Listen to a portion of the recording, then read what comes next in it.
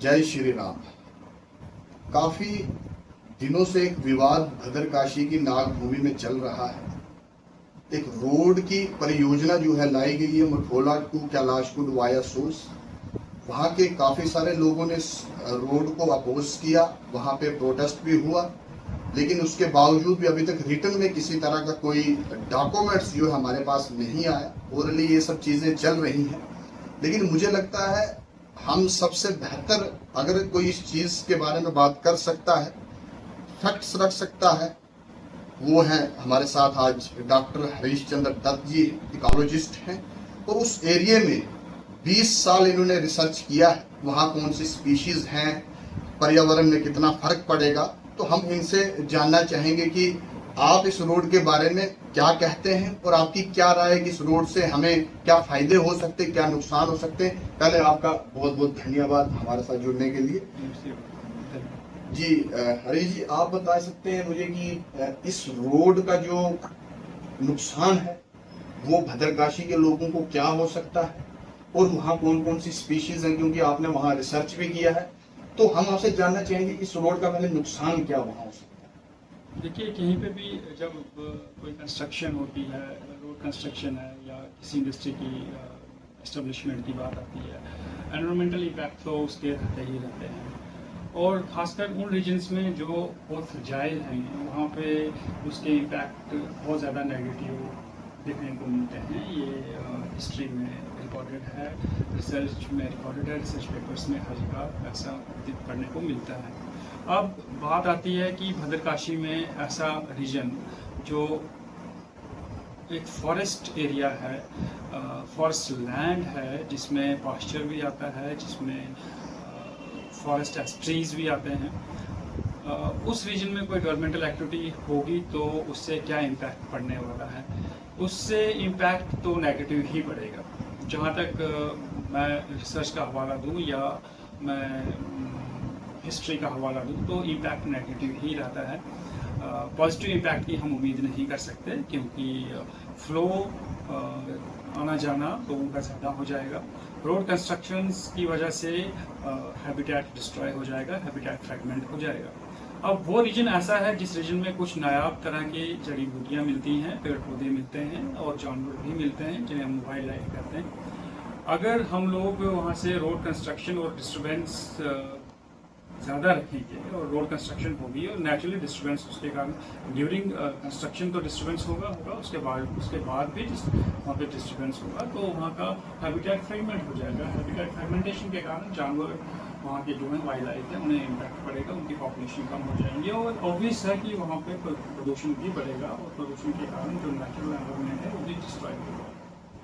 तो मेरा मानना ये है कि ऐसे फ्रजाइल इकोसिस्टम, वैसे तो पूरा का पूरा हिमालय फ्रजाइल है और फ्रजाइल इकोसिस्टम्स में हम लोगों को कुछ इस तरह की गवर्नमेंटल एक्टिविटी नहीं करनी चाहिए। और अगर डेवलपमेंट करनी है तो हमें सस्टेनेबल डेवलपमेंट की तरफ जाना चाहिए। सस्टेनेबल डेवलपमेंट के कई सारे तरीके हैं, यूनाइटेड नेशंस ने कई सारे तरीके बताए हैं जिनके कारण सस्टेनेबल डेवलपमेंट होती है। आने वाली पीढ़ी के लिए भी हम लोग एनवायरमेंट को बचा के रख सकते हैं और आज की रिक्वायरमेंट को भी पूरा किया जा सकता है। देखिए अली जी, जहाँ तक ठीक है, आपने अपने हिसाब से आपने वहाँ रिसर्च किया, उस हिसाब से बोला कि इसके क्या क्या नुकसान हो सकते हैं। एक रिलीजियस पॉइंट ऑफ व्यू से भी मैं इस चीज को समझना चाहता हूँ कि आज एक नैरेटिव वहाँ इस तरह का चलाया जा रहा है कि सोर्स जो रोड है हम सोर्स तक लेना चाहते हैं, लेकिन जहाँ तक मेरा मानना है, जहाँ तक हमें पता है, जहाँ तक थोड़ा हम इस चीज का ध्यान में रखते हुए कहते हैं कि जनाब डीपीआर जब तैयार होती है उस पर एक स्टार्टिंग पॉइंट और एंड पॉइंट को आप नहीं काट सकते हो, जिसमें कि मठोला एक स्टार्टिंग पॉइंट है और कैलाशकुंड इन्होंने एंड पॉइंट रखा। वाया आप कहीं और से भी जा सकते हो, लेकिन अब एक नैरेटिव चलाया जा रहा है कि हम लोग जो है डेवलपमेंट में बाधा बन रहे हैं। अब जहां तक हमने बोला कि देखो यात्रा है, रिलीजियस पॉइंट ऑफ व्यू से अगर आप देखेंगे वहां पे हर तरह का इंसान पहुंच जाएगा। जो यात्रा करने नहीं आया, पिकनिक करने आया वो भी चला जाएगा, जब रोड बनेगी तो आप रोक नहीं सकते। फिर उन्होंने हवाला दिया कि हम एम्प्लॉयमेंट के लिए चीज कर रहे हैं। तो जहां तक मैंने देखा कि भद्रकाशी के अंदर जंगल रहा ही कितना है भैया, काफी सारे ऐसे लोग वहां पे जिन्होंने जंगल काट के सब खत्म कर दिया। और जहां तक मुझे लगता है कि ये डिप्लॉयमेंट उन लोगों की करना चाहते हैं वहां पे, और इसका नुकसान जो है भद्रकाशी के लोगों को एज ग्लोबल वार्मिंग के हिसाब से भी देखना पड़ेगा, और जो अपनी नाग संस्कृति है उसको भी नष्ट करने का इस तरह की जो परियोजना है उनको भी नष्ट कर सकती है। तो मेरा रिलीजियस पॉइंट ऑफ व्यू से ये भी मान लें, क्योंकि आप भी वहां रहते हैं, आप भी नाग कल्चर को फॉलो करते हैं, तो थोड़ा सा अगर उस बारे में भी आप कहना जी चाहिए। आपने बड़ी सारी बातें इकट्ठी कह दी। ये बहुत सारी बातें हैं, जैसे हम अगर कल्चर की बात करते हैं, हिस्टोरिक कल्चर है, रिलीजियस कल्चर है, एनवायरमेंटल कल्चर है, तो बहुत सारी चीज़ें हैं। और ये बहुत सारी चीज़ें क्या इसमें से कोई ऐसा कोई मैं कहूँगा कि कोई ऐसा स्कोप या ऐसा कोई वर्टिकल जिससे कि कम्प्लीटली फ़ायदा होने वाला है, मुझे नहीं दिखाई देता। चाहे वो रिलीजियस टूरिज्म हो, चाहे वो नेचुरल टूरिज्म हो, या हम डेवलपमेंट के हैं, या किसी आम लोगों के लिए कोई फ़ायदा होने वाला हो, ऐसा कुछ भी नहीं होने वाला। हर कोई भी किसी भी स्कोप पे हम लोग ये नहीं कह सकते कि किसी एक स्कोप को भी फ़ायदा होगा, किसी भी एक स्कोप को फ़ायदा नहीं होगा। देखिए जब बात करते हैं डेवलपमेंट की, कहा जा रहा है कि अगर डेवलपमेंट को रोका जा रहा है, ऐसा नहीं है। डेवलपमेंट पहले लोगों से मैं अपील करूंगा, लोगों को पहले ये समझना होगा कि डेवलपमेंट और सस्टेनेबल डेवलपमेंट में कितना अंतर है, बहुत ज़्यादा अंतर है।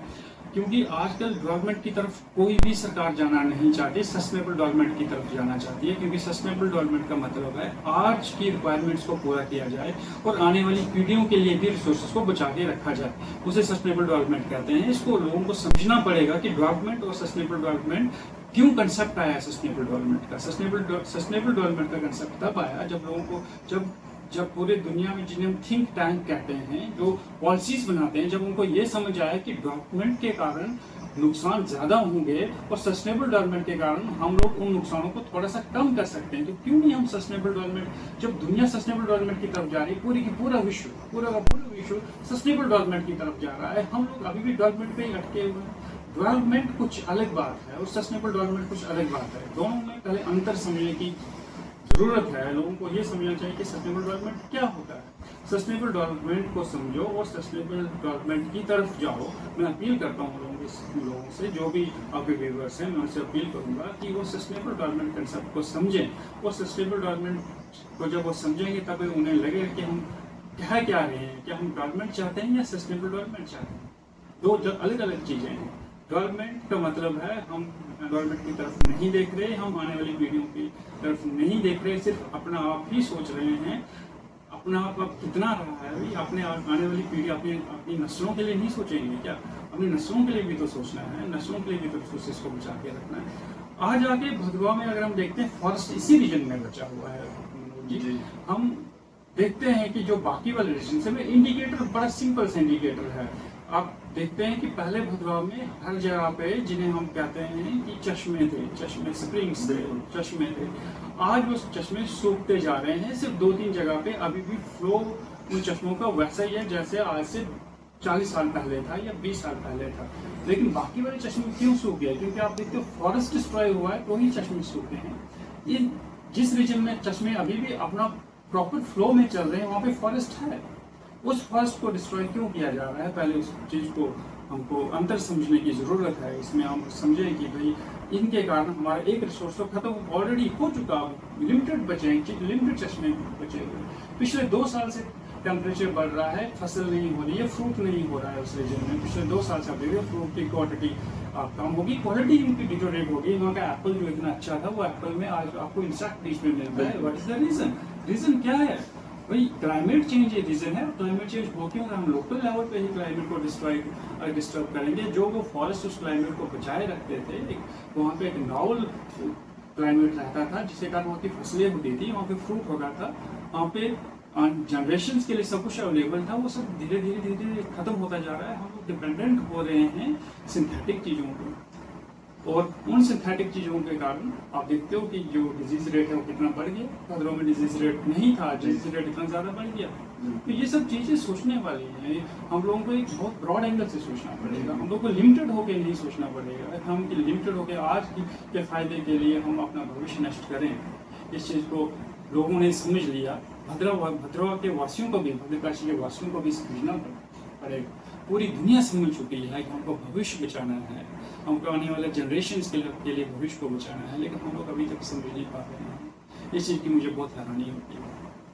देखिए, काफी समय से लोग ये कह रहे थे कि आप हरीश जी से मिलकर इस पे बात कर रहे हैं, और आज मुझे ये लगता है कि इन्होंने काफी सारी चीजें, अपना जो एक्सपीरियंस है वो आपके साथ शेयर किया, और काफी सारे लोग अब इस चीज को समझेंगे। जो उनके अंदर डाउट्स थे उनको भी क्लियर किया जाएगा।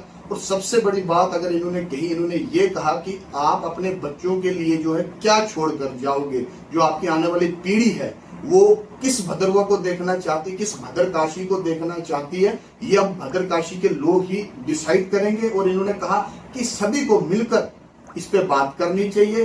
अब मुझे लगता है कि आपको सब ये चीजें क्लियर हो चुकी होंगी। मैं फिर एक बार डॉक्टर हरीशचंद्र दत्त जी का बहुत बहुत धन्यवाद करता हूं कि उन्होंने अपना कीमती समय निकालकर हमसे बात की। आपका देखने वालों को भी बहुत बहुत धन्यवाद। जय श्री राम।